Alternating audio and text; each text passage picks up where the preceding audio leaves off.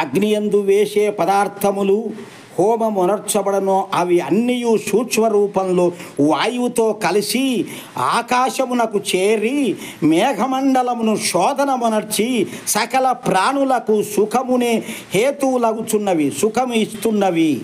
ఆ పిదప మనకు ధర్మార్థ కామమోక్షముల సిద్ధికి కూడా కారణమగుచున్నది. మనకు ఆరోగ్యాలు ఇస్తూ, మనం సత్కర్మలు చేయడానికి బుద్ధి పుట్టిస్తూ ఇవన్నీ చేస్తున్నాయి.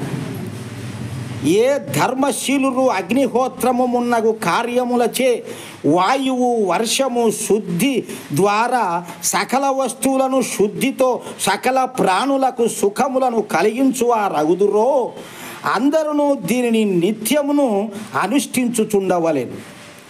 అతడు ఈ ప్రపంచమున గొప్ప సౌభాగ్యములను ప్రాప్తించుకొనును. అలా చేసేవాడు ఈ ప్రపంచంలో గొప్ప ధనవంతుడు, విద్యావంతుడు అవుతాడన్నమాట. కాబట్టి మనకు మన మనస్సు శుద్ధి కావాలంటే ఆహార శుద్ధే సత్వశుద్ధి. సత్వశుద్ధే శృతి, సత్వశుద్ధే ధ్రువాస్మృతి. ధ్రువాస్మృతి సర్వగ్రంథీనాం విప్రమోక్ష.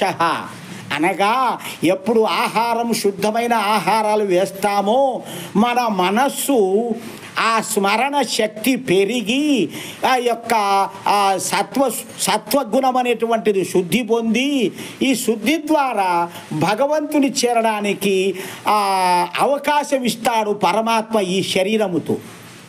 నానాకై చెత్త చెత్త పదార్థాలు తింటే చెత్త చెత్త బుద్ధులే పుడతాయి లోకంలో, ఈ శరీరం అనే లోకంలో. ఎందుకనగా ఈ శరీరము శుద్ధి కావాలంటే మనం శుద్ధమైన ఆహారం వెయ్యాలి. మనము తినేటటువంటి ఆహారం అంతయు కూడా కేవలము మనస్సుకు ఫస్ట్ వచ్చినటువంటిది మనస్సుకు పడుతుంది.